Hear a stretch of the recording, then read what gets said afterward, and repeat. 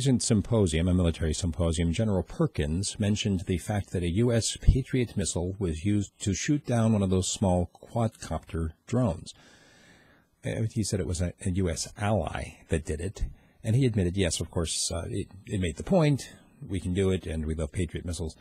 But the question of the cost has come up as we are talking about a missile that costs millions of dollars being used to shoot down a quadcopter, a little remote control thing that costs, what, like $20 on Amazon.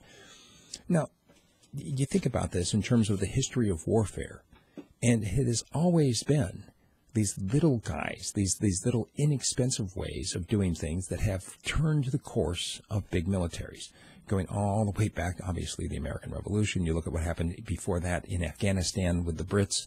You look at that all the way back to Alexander the Great and the kind of the quagmire he got stuck in, going all across over to India. It's always these little guys coming up with some ingenious way of using something that doesn't cost very much to throw a stick in the spoke, so to speak, and stop the giant bike of military advancement.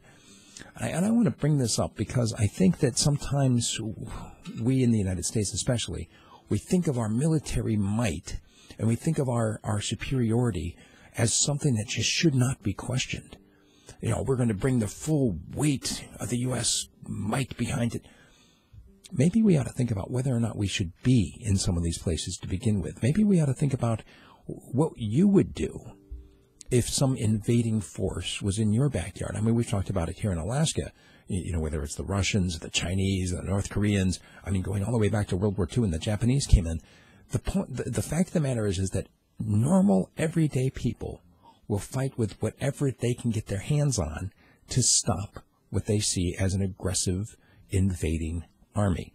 Now, I just want to throw that out there, and instead of talking about the wastefulness of using a multi-million-dollar weapon to destroy a $20 drone, I want to take it a step farther and talk about the should rather than the could.